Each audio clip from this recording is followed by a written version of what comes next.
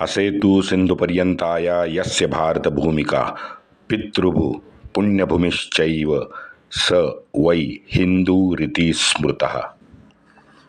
भारत भू का सच्चा छिपाया गया इतिहास आपके समक्ष रखने का हमारा प्रामाणिक प्रयास है। हमारे इन कोशिशों को लाइक सब्सक्राइब करके आप हमें सहयोग करने की कृपा करें। बेल बटन जरूर दबाएं।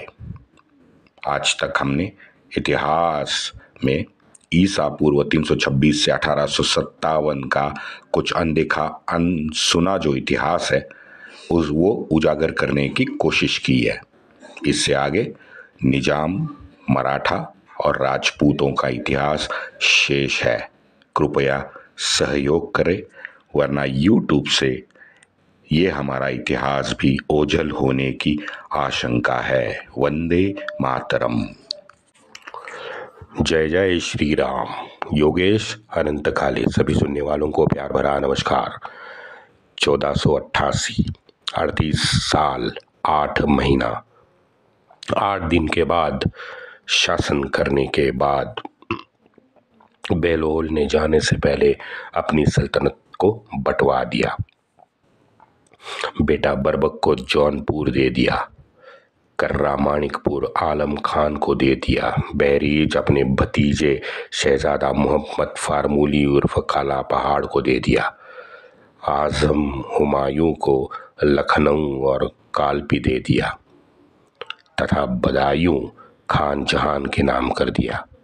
बची थी दिल्ली। दिल्ली दे दी अपने बेटे निजाम शाह को। बहलोल का बेटा नंबर 3 निजाम शाह। कर्म तो सभी वही हैं, सिर्फ नाम अलग है। यही निजाम शाह बना दुर्दांत क्रूरात्मा इस्लामी मोमिन सिकंदर लोधी। आज तक सभी इन खानाबदोश इस्लामी कबीले वालों को मैं हर तरह की उपाधि से सजाता रहा हूँ। क्रूर, दैत्य, शैतान, क्रूरात्मा, बलात्कारी, दुर्दांत इस्लामी मोमिन, पता नहीं, लेकिन इस हिंदू माँ के मोमिन बेटे को लगता है कुछ मुझे नया शब्द, नई गाली ढूंढनी पड़ेगी। सिर्फ क्रूर आत्मा से काम नहीं चलेगा। इतनी नफरत उसके सीने में थी, इतनी जबरदस्त नफरत हिंदू काफिर के प्रति। क्यों भाई? हाँ, हमारा मूर्ति पूजक होना इस संसार में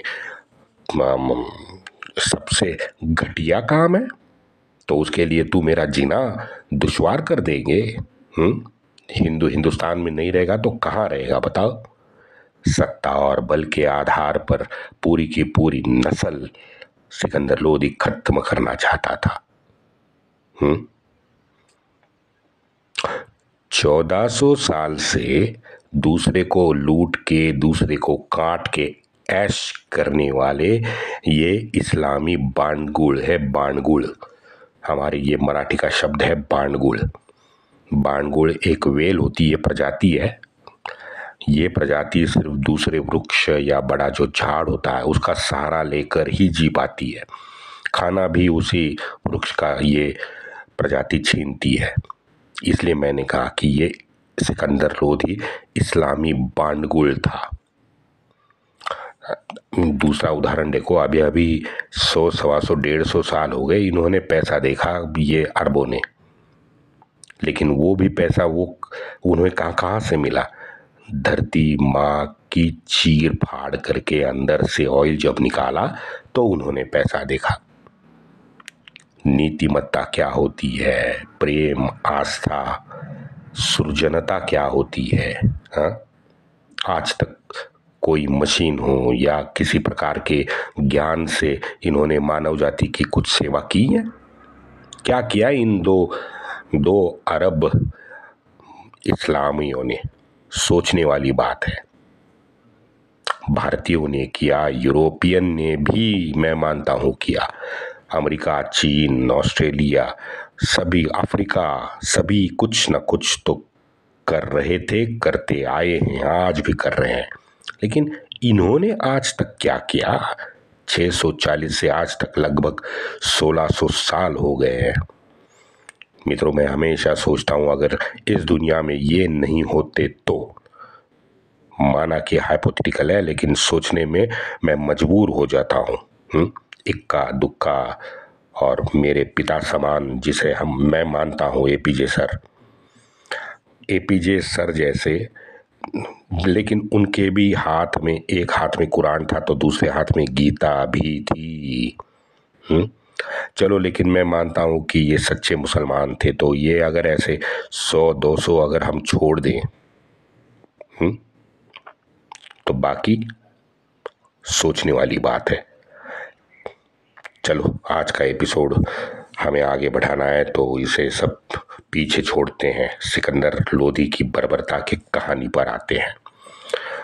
तो मेरे ख़वातीनो हजरात, ये कट्टर मुसलमान वालिद जिसका था, जिसने सरहिंद में जबरन उठाई एक हिंदू काफिर सोनार की बच्ची थी, उस बच्ची से इसने निकाह किया और उसके कोख में पैदा हुआ ये सिकंदर लोधी, दुनिया का सबसे बड़ा हिंदू विरोधी मोमिन।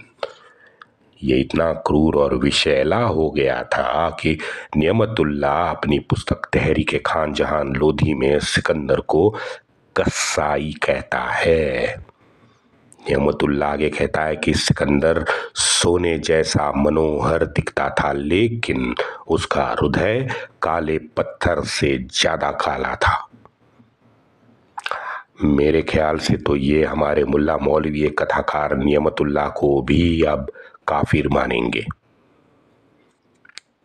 मुझे मित्रों, ये बार बार जब मैं इसकी जीवनी पढ़ता था तो मुझे प्रश्न उठता था कि ये इतनी नफरत इस सिकंदर लोधी जैसे मोमिनों ने क्यों पाल रखी है। ऐसा क्या है कि इन लोगों को विश्व के अन्य समाज से इस कदर घृणा है। मित्रों, ऐसा नहीं था कि सिकंदर के ताजपोशी का विरोध राजघराने में नहीं हुआ। कुछ दरबारी जरूर थे, जैसी इस्लामी परंपरा है, और वो विरोध कर रहे थे। उसमें बरबक था, बाद में आजम हुमायूं के पक्ष में भी कुछ इत्तेदार थे, लेकिन डर और भ्रष्टाचार का सहारा लेके ये हमारा निजाम शाह उर्फ सुल्तान सिकंदर लोधी गद्दी पे बैठ गया। शर्मा जी ने अपनी पुस्तक क्रीसेंट इन इंडिया में लिखा है कि इस्लामी कट्टरता सिकंदर में फिरोज तुगलक या औरंगिया की तरह ही कूट कूट के भरी पड़ी थी। वो जहां जाता था हिंदुओं पे कहर ढाता था। मथुरा, दीपलपुर और नागौर इसके उत्कृष्ट उदाहरण है। इसने हिंदुओं को घाट पे स्नान करने के लिए रोक दिया। दाढ़ी काटने से या बाल काटने से भी इसने मना कर दिया। अब एक उदाहरण और है कि बंगाल का एक ब्राह्मण था। अब वो अच्छा खासा लोकप्रिय हो रहा था अपनी भजनों से और अपने वक्तृत्व शैली से। वो ब्राह्मण हमेशा कहता था कि इस्लाम और हिंदू ये दो अलग धर्म है ही नहीं, बल्कि एक ही मंजिल को जाने वाले दो रास्ते हैं। अब आप मित्रों देखो, ये विचार 800 साल के बाद भी हम आज सुनते हैं। इसका उल्टा करके देखो, 800 साल पहले भी हमारे भारत में यही सोच थी, लेकिन बिहार का एक इत्तेदार था, उसने उस ब्राह्मण को पकड़ा, काजी के समक्ष पेश किया। अब सिकंदर ने पूछा काजी से, बताओ काजी, ये कौन सी शिक्षा इसे दे। काजी बोला, इसने इस्लाम की सच्चाई को जाना है, लेकिन फिर भी इसको दीन की दावत दी जाए, अगर नहीं माना तो मौत दी जाए। जाहिर है ब्राह्मण तुरंत मर गया। हिंदू माँ और हिंदू राजकुमारी का ये उनके दोनों के लिए ये तड़पता प्रेमी है ना, ये समझ नहीं आता इतना इस्लाम प्रेमी कैसे बन गया, जो हिंदुओं के अस्तित्व से भी उसके मन में पीड़ा होती थी। लेकिन मित्रों, जब ये सिकंदर लोधी निजाम शाह था तो थानेश्वर के हिंदू मंदिर गिराने से इसने परहेज किया था। लेकिन जैसे सुल्तान सिकंदर लोधी बना तो मंदिर को ध्वस्त करके मस्जिद और सरकारी दफ्तर वहां पे बना डाला। मंदराल, उदगिर, नरवर के सभी मंदिर इसने गिरा दिए। मथुरा से गिराए गए मंदिर की मूर्तियां तोड़ के कसाई को वजन काटे के लिए दे दी। अब बताओ, मूर्तियां तोड़ के। ऐसे क्रूरात्मा को यही लेखक हमारे महान शासक बताते हैं। यूट्यूब पे आप जाके देखो सिकंदर लोधी को। एक ही पुस्तक में उसकी हैवानियत बताते हैं, लेकिन सौम्य तरीके से वो बताई जाती है। वहां दूसरी ओर उसका बहुत ज्यादा महिमा मंडन भी खूब तरीके से ये लोग करते हैं। धर्म प्रेम, धर्म परायणता, शालीनता और तुच्छ व्यवहारों से इसे मुक्त बताते हैं। मुश्ताकी के अलावा इसको किसी ने शराब पीते नहीं देखा भाई, किसी ने नहीं देखा, लेकिन मुश्ताकी ने देखा। ये इतना दरिया दिल दिखाया जाता है कि राजा हरिश्चंद्र उसके सामने फीका पड़ जाए। हिंदू प्रताड़न को ये सभी हमारे दल्ले लेखक भूल जाते हैं। इनफैक्ट क्रिसेंट ऑफ या अपनी पुस्तक में क्रिसेंट इन इंडिया में शर्मा जी भी उसे एक अच्छा और योग्य शासक बताते हैं। वो कहते हैं कि आर्थिक मामलों में वो कड़ी निगरानी रखता था। ये बात हर लेखक ने जरूर एक बार कही है। तो भाई चलो ठीक है, हमें भी ये मानना पड़ेगा कि ठीक है, सिकंदर लोधी की आर्थिक मामलों की जो नीति थी वो श्रेष्ठ थी, अच्छी नीति थी। लेकिन इससे आप ये कैसे सिद्ध कर सकते हो कि रिजर्व बैंक भी उसके नक्शे कदम पे चल रहा है? ये मैं नहीं कर रहा हूं, लेखकों ने लिखा है कि रिजर्व बैंक भी उसके आज नक्शे कदम पे चल रहा है। ये कौन सा स्टेटमेंट है? लेकिन महिमा मंडन करना है तो कुछ भी कहना है।